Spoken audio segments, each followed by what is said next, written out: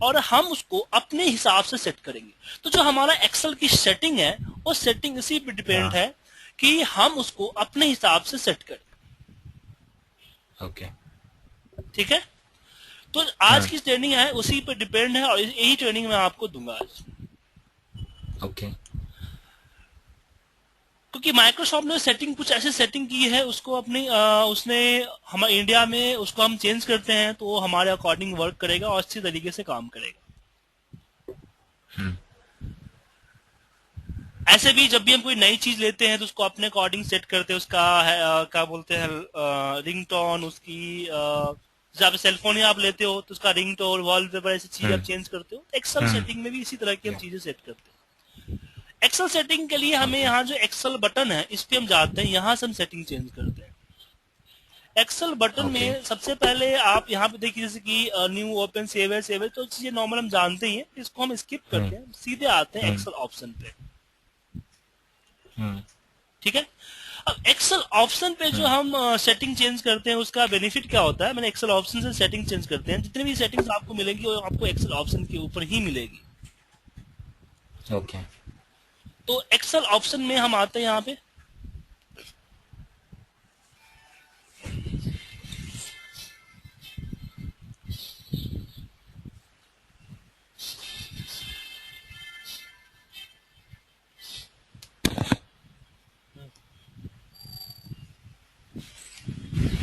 ठीक ठीक है, ठीक है।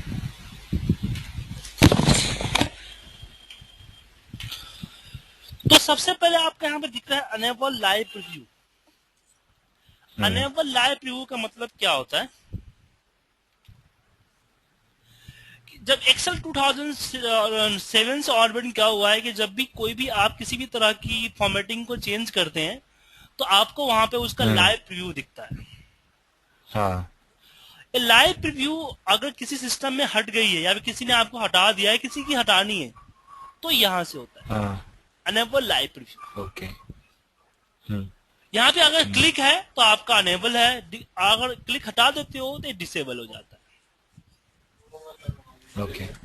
दूसरी चीज आप देख रहे होंगे कि मेरे सिस्टम में आपको डेवलपर टूल्स एक दिख रहा है। आप बात करो तो आपके सिस्टम में डेवलपर टूल्स नहीं दिखेगा, क्योंकि डिफॉल्ट क्या होता है कि डेवलपर जो रिबन है वो आपका अनचेक होता है। ओके। अगर आपको डेवलपर टैब लाना है तो आपको इस पे क्लिक करोगे तभी आएगा।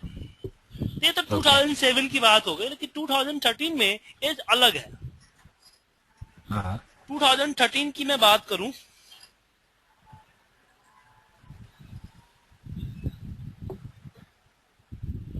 तो वो आपको ऑप्शंस के अंदर में मिलता है, वो मिलता है यहाँ पे कस्टमाइज रिबन के अंदर में। ओके। 2013 के अंदर में आप खुद के मेनू बार भी क्रिएट कर सकते हो। न्यू टैब पे क्लिक करो और मेनू बार का नाम दो और उसके बाद उस मेनू बार में जो ऑप्शन चाहिए उस ऑप्शन को सिलेक्ट करके ऐड पे क्लिक कर लो, वो ऑप्शन ऐड हो जाएगा। जैसे कि मैंने एक एक्स्ट्रा नाम का जो आप देख रहे हो टैब मैंने बनाया है। ठीक है ना, तो इस तरह की टैब खुद के मेनू बार बना सकते हो। क्या है कि आप मान लो कि 15-20 ऐसे ऑप्शंस डेली यूज कर रहे हो, आपका 95% ऑप्शंस वही 15-20 यूज होते हैं। तो आप 15, लेकिन 15-20 ऑप्शंस अलग अलग मेनू बार के अंदर में है, तो उसके लिए आप एक मेनू बार क्रिएट करो और उसको ऐड कर सकते हो। दूसरा कि जिस मेनू बार को चाहो आप अपीयर कर सकते हो, जिस मेनू बार को चाहो आप डिसअपीयर कर सकते हो, जस्ट क्लिक से। ओके। ओके। ओके। इस पे क्लिक है तो आपको मेनू बार यहाँ पे दिखेगा, अनक्लिक है तो नहीं दिखेगा। तो नहीं दिखेगा। तो अपने हिसाब से उसको ला सकते हो। ठीक है sir. Okay.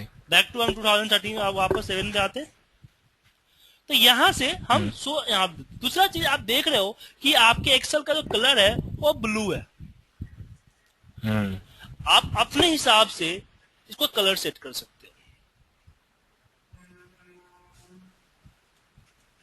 There are three: black, blue, and silver, I think. हाँ, ब्लैक, ब्लू एंड सिल्वर अपने हिसाब से सेट कर सकते हो। दूसरा, कल की क्लास में मैंने बताया था कि किसी ऑप्शन को जानने के लिए हम उस ऑप्शन पे अपना कर्सर रख देते हैं।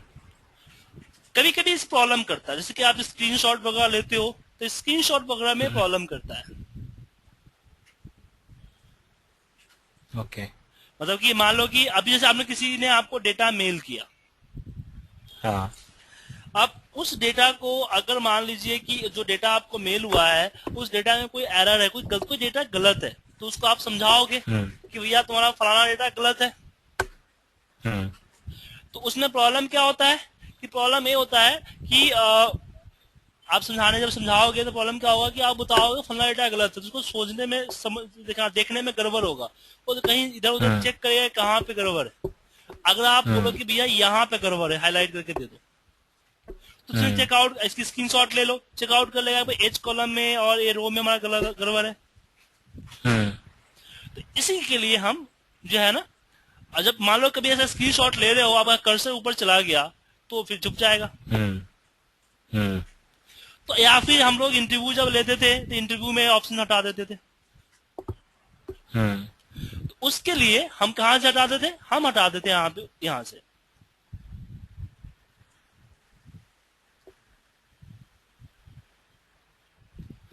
कहां गया, एक्सेल ऑप्शन में ए, डोंट शो स्क्रीन टिप्स, सबसे लास्ट वाला। ओके। ठीक है। उसके बाद मैं जैसे कि मैंने यहाँ पे जैन टाइप किया, जैन टाइप के नीचे ड्रैग किया तो जैन 5 मार्च इस तरीके से आ जाता है। संडे टाइप करते हो, ड्रैग करते हो, संडे मंडे ट्यूसडे आ जाता है।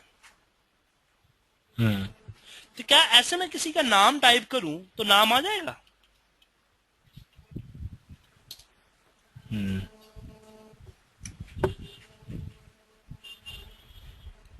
नाम नहीं आएगा। आपके सिस्टम में आएगा, मेरे सिस्टम पे आ गया, क्योंकि मैंने इसकी एक लिस्ट बना रखी है। तो आप इस तरह के लिस्ट को एडिट कर सकते हो, एडिट कस्टम लिस्ट से। यहाँ पे न्यू लिस्ट टाइप देखो, मैंने यहाँ पे नेम का बना रखा है, सिटी का बना रखा है। अब इसका यूज एक तो हम ड्रैगिंग के लिए करते हैं कि सिस्टम में हम उसको ड्रैग कर लेंगे तो दिक्कत होता नहीं, दिक्कत होता है। दूसरा इसका यूज करते हैं हम इसके लिए, शॉर्टिंग के लिए। जैसे आपको डेटा शॉर्ट करना है अप्रैल टू मार्च, तो अल्फाबेट से शॉर्ट नहीं कर सकते हो आप। हाँ। उसके लिए हम क्या करेंगे, यहाँ पे ये यूज करेंगे, कस्टम सॉर्ट में जाके ये यूज में हम क्रिएट कर लेंगे, न्यू लिस्ट में जाके हम क्रिएट कर लेंगे और पर सुजीत जी, अच्छा चलो सॉर्ट मैटर पे पूछ लूंगा मैं आपसे ये। हाँ, लेकिन इसमें एक चीज और होती है ना सर, कि अगर आपको लिस्ट बनानी है, अगर आपके पास चलो 10-15 लिस्ट आपने टाइप कर लिया, लेकिन आपके पास लिस्ट काफी ज्यादा हुआ, 10,000-15,000 लिस्ट हुआ, तो प्रॉब्लम होगी। तो उस केस में हम इंपोर्ट भी कर सकते हैं, सिलेक्ट करके हम डेटा को इंपोर्ट भी कर सकते हैं। ओके। ठीक है ना। एक्सेल सेटिंग के अंदर जो भी आप चेंजिंग करते हो वो किसी एक पार्टिकुलर फाइल में नहीं होता है, ओवरऑल एप्लीकेशन में होता है। ओके। जो भी एप्लीकेशन में आप चेंजिंग करते हो ओवरऑल एप्लीकेशन में होता है।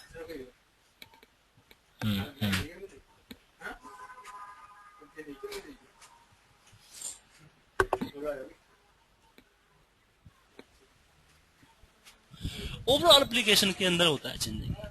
तो उसमें फायदा क्या होता है कि किसी आपने जो भी एक मैंने कस्टम लिस्ट हमने एक सिस्टम के लिए बनाया तो ओवरऑल फाइल में चलेगा। अब नेक्स्ट आपके पास जो ऑप्शन आता है, और नेक्स्ट ऑप्शन आता है a font, when the creating new workbook. जब भी नई फाइल क्रिएट करते हो तो आपके पास क्या होता है कि एक डिफॉल्ट कैटेगरी का आता है, डिफॉल्ट साइज 11 आता है, डिफॉल्ट व्यू आपका नॉर्मल आता है, और बाय डिफॉल्ट आपके पास 3 सीट आते हैं। तो यहां से आप चेंज कर सकते हो कि आप अपना फॉन्ट चूज कर सकते हो, अपनी साइज कर सकते हो, अपना व्यू चूज कर सकते हो, और नंबर ऑफ सीट्स कितना हो वो देख सकते हो।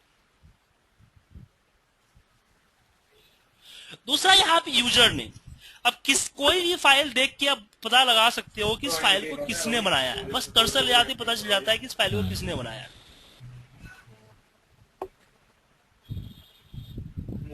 ठीक है ना। जो ये ऑथर नेम होता है वो डिफॉल्ट आपका सिस्टम का होता है, जो आपके सिस्टम की जो यूजर नेम होता है, लॉगिन आईडी होती है, वो डिफॉल्ट होता है। ओके अगर मैं चाहता हूं कि नहीं, मेरे जो सिस्टम में जो हमारा डिफॉल्ट सिस्टम है वो ना हो के जो मेरा है वो है, ओके तो एक्सेल ऑप्शन में यहाँ चेंज कर सकता हूँ। ठीक है। हाँ अब बात आती है फॉर्मूले की। फॉर्मूला में एक तो R1C1 रेफरेंस स्टाइल होता है, जो ऊपर आपका देख रहे हैं यहाँ पे 1 2 3 4 5 रो एंड कॉलम। हाँ, रो एंड कॉलम। एक तो ये होता है आपका। दूसरा कि हमारे इसको फॉर्मूले के अंदर में इसका यूज एक और होता है आपका, जब हम लोग वीवी यूज करेंगे इसमें इसका बताऊंगा किस तरीके से हम इसको चेंज करते हैं। दूसरा, जब भी मान लीजिए कि मैं यहाँ पे 00 यहाँ टाइप करता हूँ, जीरो एक्सेप्ट नहीं करता है, इसके लिए क्या करते हो आप लोग, सिंगल कोड लगाते हो, फिर जीरो एक्सेप्ट हो जाता है, कोड लगाते हैं। जब कोई फॉर्मूला लगाते हैं तो इस तरह का कॉर्नर में आप देखिए, यहाँ पे इस तरह के कॉर्नर में आपको एक छोटा सा ही आया हुआ है फॉर्मूला एरर वगैरह शो होता है। हाँ, ये जो आपको दिख रहा होगा छोटा सा। अब चाहते हैं कि ये हट जाए, तो इसके लिए आपको क्लिक करके इग्नोर एरर करना पड़ेगा। हाँ तो इग्नोर एरर में आपका जो सिलेक्टेड एरिया है उसी का हट रहा है। हाँ आप चाहते हैं पूरी एप्लीकेशन में कहीं दिखे ही नहीं आप, तो उसके लिए एक्सेल ऑप्शन के हम फॉर्मूले पे आएंगे और यहाँ पे अनेबल बैकग्राउंड एरर चेकिंग पे अनचेक कर देंगे, या फिर इसमें कोई कलर चाहिए मुझे तो कोई कलर यहाँ पे चूज कर लेंगे। ओके ओके ठीक है। तो इसका यूज कर सकते हैं यहाँ पे। प्रूफिंग की बात करें, ऑटो करेक्ट। सबसे पहले ऑटो करेक्ट में यहाँ देखिए कि जैसे कि यहाँ पे कोई शॉर्ट वर्ड बना सकते हो, जैसे मैं यहाँ पे डीएस लिखूं तो डेली सेल्स रिपोर्ट में कन्वर्ट हो जाए। अब मैं एक्सेल सीट पे जाके डीएस लिख के स्पेस मारूंगा तो डेली सेल्स रिपोर्ट में कन्वर्ट हो जाएगा। ओके ओके ठीक है। उसी तरीके से अगर मैं यहाँ पे कुछ और करता हूँ, जैसे कि ऑटो फॉर्मेट, यहाँ पे इंटरनेट, जब भी आप लोग गूगल का कोई पाथ आप टाइप करते हो तो क्या होता है, वो हाइपर लिंक में कन्वर्ट हो जाता है, www.google.com। ठीक है। या अगर आप चाहते हो कि ऐसा ना हो, क्योंकि बड़ी मुश्किल होती है टाइप होने के बाद, आप चाहते हैं ऐसा ना हो, तो एक्सेल ऑप्शन में हम प्रूफिंग में आते हैं, ऑटो करेक्ट ऑप्शन, और यहाँ पे इसको अनचेक कर देते हैं। ओके उसके बाद हम करेंगे, यहाँ पे जैसे मैं कोई ईमेल आईडी टाइप करता हूँ, excelmis@aol.com,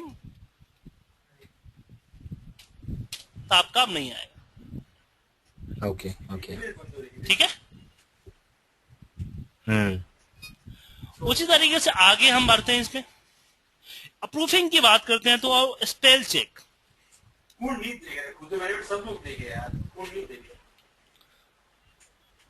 बुक, मैं इसकी स्पेलिंग मिस्टेक कर देता हूं।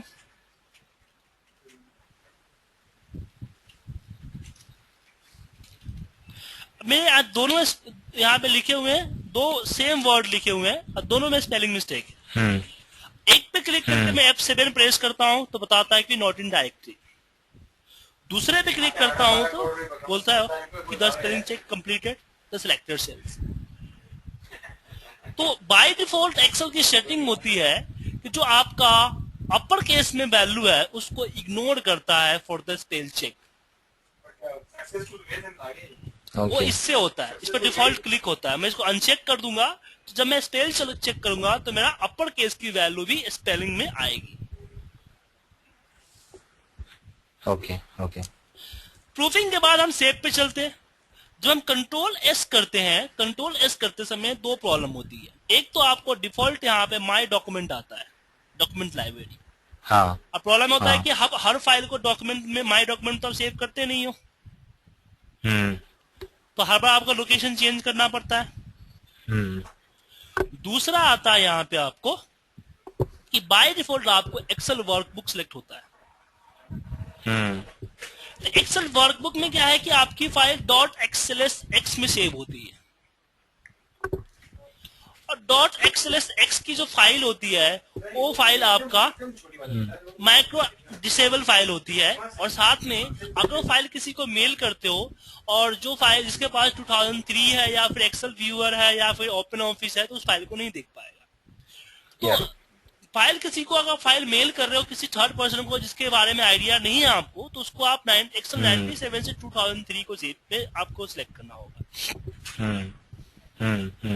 अगर आप वीवीए मैक्रो यूज करते हो तो वीवीए मैक्रो में आपको माइक्रो अनेबल वर्कबुक सिलेक्ट करना होगा। अगर आपने वीवी मैक्रो गलती से एक्सेल वर्कबुक में सेव कर दिया तो पूरे के पूरे मैक्रो आपको डिसेबल हो जाएगा।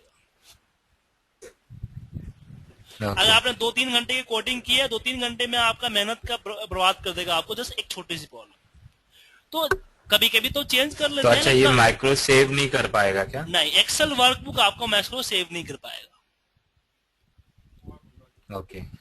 तो जब भी आप कोई मैक्रो फाइल यूज करते हो तो आप एक्सेल ऑप्शन के अंदर में एक चेंज, हम लोग जब मैं ज्यादातर मैक्रो यूज करते हैं तो मैं यहाँ पे सेट कर रखा हूँ सेविंग में कि एक्सेल मैक्रो अनेबल वर्कबुक। इससे क्या होता है जब भी मैं कंट्रोल एस करता हूँ तो यहाँ पे automatic Excel macro enable workbook आता है, इनेबल्ड आता है। ओके। और दूसरा आपको ये होता है लोकल डिस्क आता है डी। क्यों? क्योंकि मैंने एक्सेल ऑप्शन में यहाँ पे सेव के अंदर डिफॉल्ट फाइल लोकेशन डाल रखा है। तो आप यहाँ से अनेबल मैक्रो अनेबल सेट कर दो। दूसरा यहाँ से आप ड्राइव सेट कर दो, टी ड्राइव सेट। ठीक है। दूसरा जो ऊपर आ रहा है ये ऑटो रिकवर। कभी कभी क्या है कि हम फाइल को क्लोज कर देते हैं, फाइल मेरा हैंग होके बंद हो जाता है या फिर सिस्टम पावर चली गई। मैं ऐसी सिचुएशन जब सिस्टम अपने हिसाब से फाइल बंद करता है, आपसे नहीं, आप खुद बंद नहीं करते हो, तो उस केस में आप जो है ऑटो रिकवर क्या करता है कि 10 मिनट तक का डेटा ही लॉस होने देता है, मैक्सिमम 10 मिनट का डेटा लॉस होता है। एवरी 10 मिनट्स में आपका फाइल ऑटो रिकवर होके इस लोकेशन में आपके फाइल को सेव करता है एज ए बैकअप। लेकिन बैकअप कब मिलता है आपको? जब आपका फाइल ऑटोमेटिकली बंद होता है तब। ओके। ठीक है। एडवांस में आइए, आप एंटर मारते हो तो कर्सर आपका डाउन जाता है। यहाँ से राइट लेफ्ट अप कर सकते हो। आप जब भी नंबर टाइप करते हो तो डेसिमल प्लेसेस आपको इंसर्ट करने पड़ते हैं। यहाँ पे क्लिक करो तो बाय डिफॉल्ट 2 डेसिमल प्लेसेस, जितना भी टाइप करोगे उतना डेसिमल प्लेसेस आपको आएगा। ओके। आप किसी भी जैसे जैन लिख के ड्रैग कर देते हो तो यहाँ से आप अनचेक कर दोगे तो फिर ड्रैगिंग पॉइंट आएगा ही नहीं आपको। ओके। उसके बाद नीचे चलते हैं, जितनी भी फाइल खुली होती है नीचे दिखता है। मैं यहाँ पे show Windows in the task bar में करूंगा तो मैं शो ही नहीं होगा। फॉर्मूला बार हटाना है तो फॉर्मूला बार हट जाएगा। फंक्शन लिखते थे फंक्शन टिप्स आता है, स्क्रीन टिप्स वो हट जाएगा। उसके बाद स्क्रॉल बार ये स्क्रॉल बार आपका हट जाएगा। ये किसी एक पार्टिकुलर फाइल में हटेगा। इससे ऊपर तक की सारी जो सेटिंग थी वो ओवर एप्लीकेशन की सेटिंग थी, लेकिन यहाँ पे सिर्फ एक फाइल की सेटिंग है। ओके। ठीक है। ओके। हॉरिजॉन्टल स्क्रॉल बार, वर्टिकल स्क्रॉल बार, सीट का जो नाम दिख रहे हैं वो नाम हट जाएंगे। यहाँ पे जो आपको अब नीचे आ रहा है सिर्फ सीट 6 के लिए, सीट्स के लिए हाँ, कि आप रो एंड कॉलम की हेडिंग हटा दो, ठीक है, फॉर्मूला हटा दो, कैलकुलेटर जो होता है, सो जो पेज ब्रेक्स दिखते हैं डॉट्स में वो हट जाएगा। सिर्फ जीरो वैल्यू होगी, हट जाएगी। आप यहाँ जो ग्रिड लाइन दिख रहा है हटा सकते हैं, या फिर ग्रिड लाइन की कोई अपनी कलर कर सकते हैं। ओके। ठीक है। गुड। तो एक्सेल ऑप्शन में सेटिंग हम करते हैं। एक्सेल ऑप्शन के बाद आता है कस्टमाइज। कस्टमाइज में जैसे कि कुछ ऐसे ऑप्शन भी एक्सेल में है जो मेनू बार के अंदर में नहीं है। जो मेनू बार के अंदर में नहीं है ऐसे ऑप्शन को आप इसमें ढूंढ सकते हो। जैसे कि 2003 में आपको मिल रहा था, यहाँ पे नहीं मिल रहा है, और इसको ऐड क्लिक करोगे ये ऑप्शन आपको ऊपर आ जाएगा यहाँ पे। तो एक तरह से हम शॉर्टकट बनाने के लिए भी इसका यूज करते हैं। मतलब कि जैसे मुझे इस पे यहाँ पे मान लो कि मुझे बॉर्डर अप्लाई करना है, तो मैं यहाँ पे जाके ऑल बॉर्डर पे क्लिक नहीं करूंगा, मैं सिर्फ Alt 4 दबा दूंगा। Alt 4, जैसे Alt दबाते हैं 4 आ रहा है ना, शॉर्टकट। हाँ शॉर्टकट। तो कुछ ऐसा ऑप्शन जो मिल नहीं रहा है, या फिर मैक्रो उसको यूज कर सकते हो, या फिर आप जो है ना शॉर्टकट क्लिक का यूज कर सकते हो। अच्छा। बाकी एडिंस है, तो एडिंस के चैप्टर में आपको पढ़ाऊंगा, जब आपको मैं एडिंस पढ़ाऊंगा। तो एक्सेल सेटिंग के जरिए मैंने आपको बताया कि किस तरीके से एक्सेल की डिफॉल्ट सेटिंग आप चेंज कर सकते हो। ठीक है सर। ओके। और